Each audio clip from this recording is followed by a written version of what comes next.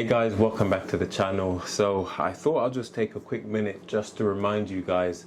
I'm sure many of you have been harvesting your different fruits and vegetables in your garden and having a wonderful time eating all of them, preserving them, whether you're dehydrating, pickling, freezing, whatever you're doing. But I just wanted to do a video just to remind each and every one of you to save your seeds. Now I know many of you already do this because I watch you on your channels. Some of our subscribers who actually have their own channels, I know that you save your seeds. But for those of you who are new to farming, new to gardening, growing your own vegetables, it is something that might seem pretty daunting, but it's actually really simple to do. These seeds that I've got here, which looks like an awful mess, is literally some tomato seeds. So we've got this variety called a purple Cherokee, which is really nice and sweet, especially when it's well ripened. And I didn't actually have any more seeds left, so my plan this year was to actually save some of the seeds so that for the future we could carry on growing these beautiful purpley tomatoes, which are so tasty. And I harvested one the other day, allowed it to be nice and ripe, very mature, and just as I cut it open, this one was so ripe that it literally was there was just juices everywhere. And so I literally got a couple of pieces of kitchen roll. These aren't even the strongest kitchen rolls, but you know, as long as you got something absorbent. And I basically spilt its guts on this piece of tissue here. And I know you might not be able to see on camera, or maybe you can. If you look closely, you can actually see the seeds. And all you need to do is just to leave this not in direct sunlight. I prefer to just leave it on a windowsill that may not get as much sunlight. Allow evaporation to take place. You know, all of the liquids will dry up, and after a day or two, you'll be able to basically harvest these tomato seeds, put them in a little container. I like to leave them for at least a week actually to make sure that they're fully dry, but I will harvest them from this tissue here. And they're so tiny, you so easily miss them. So just be very delicate, and just once they're dried enough, just pull them apart from the tissue, and then you can basically just have them in containers. You can use a little glass jar or a little plastic container to store them in, somewhere that's nice and cool and dry. Make sure that no moisture gets in there, and you can keep them until the next growing season. And then you can plant, rinse, repeat. You can also share these seeds with others. What I am trying to do is to save as many seeds that I can, and actually putting them on our Etsy store. So for those people who would like to grow some of the varieties that we grow, like this purple Cherokee, you know, they can actually pick up some seeds off of there. And we do appreciate the support, guys. We sold a few items on there which I'm really impressed.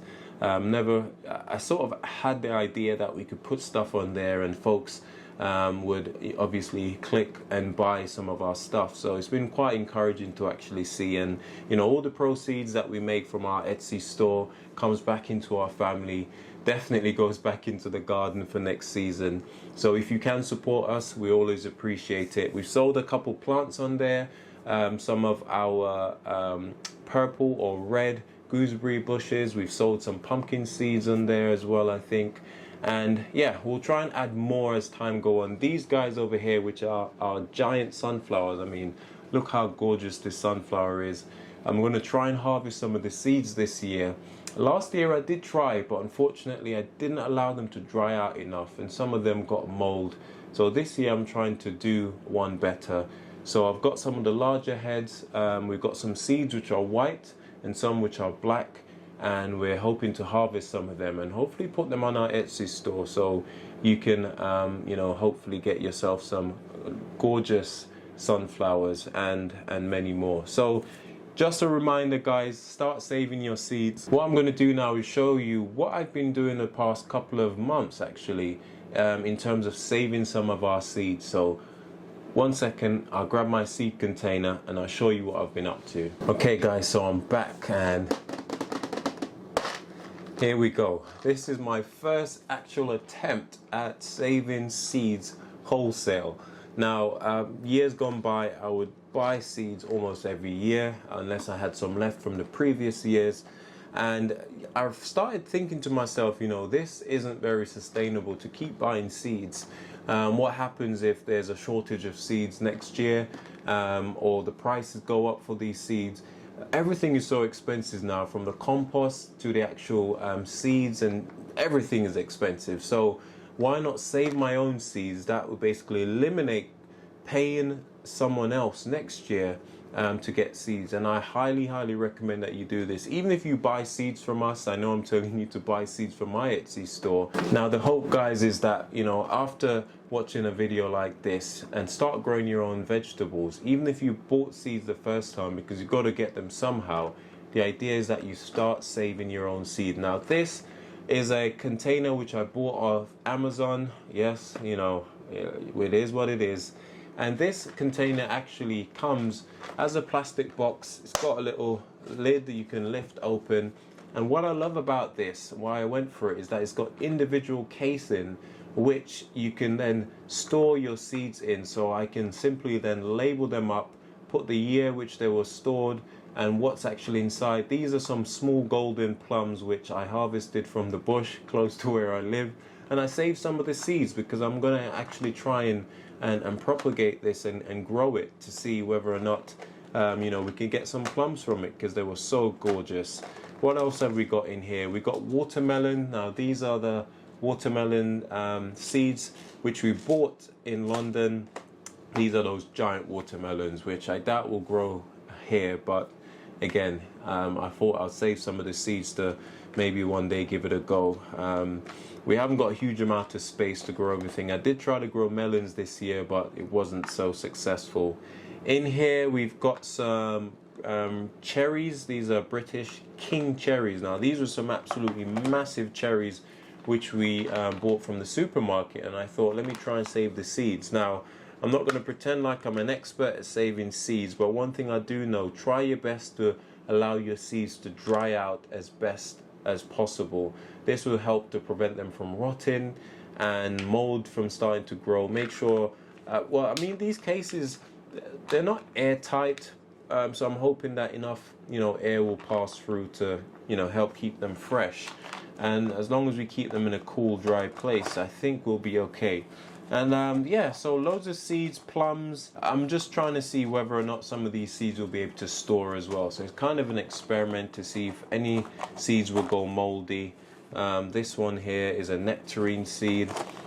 These are some broad beans. Let's see how they're doing. I wasn't sure if they were dry enough when I placed them in here. I did leave them on the plant for as long as I could. This year I didn't actually plant many broad beans. Now, believe it or not, I got around 3 seeds from a friend. Thanks for those seeds, Jan.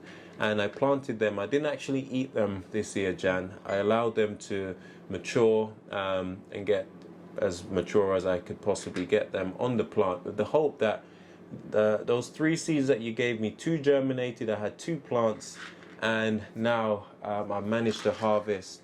Let's see how many seeds I've got here. 2, 4, 6, 8. I've got 9 seeds. So we've got an increase from the ones that you gave me, Jan. So I'm hoping that next year I'll then be able to plant these 9 seeds. And then the hope is that I'll be able to harvest some beans and eat. And then the others I'll basically, you know, save and store. So that's the plan anyway. This is very much experimental, but so far so good. My little seed storing case is doing well. I do have another one somewhere which I need to find, because I will need some containers to put these tomato seeds in, because they're absolutely tiny, guys. But yeah, that's where I'm going to leave it today, guys. Please save your seeds, because ultimately you'll save yourself a lot of money, and it's nice when you can see all your hard work going full circle back into the garden, and it's a beautiful thing. Anyway, I'm going to leave this video here, guys. I've been so busy today in the garden, just trying to clear back some of the plants, like our sunflowers, and we've got to harvest some more tomatoes as well. Pumpkins will be harvested soon. The leaves are really and truly drying up now and dying back, so I'm hoping that pretty soon we'll be able to get a pumpkin harvest, which is probably the harvest that I'm looking forward to the most, because we did sort of go all out on pumpkins in our tiny garden, relatively speaking, and we've got around 8 to 10 pumpkins, which is probably the most we've ever grown in our garden this year, despite the drought that we had.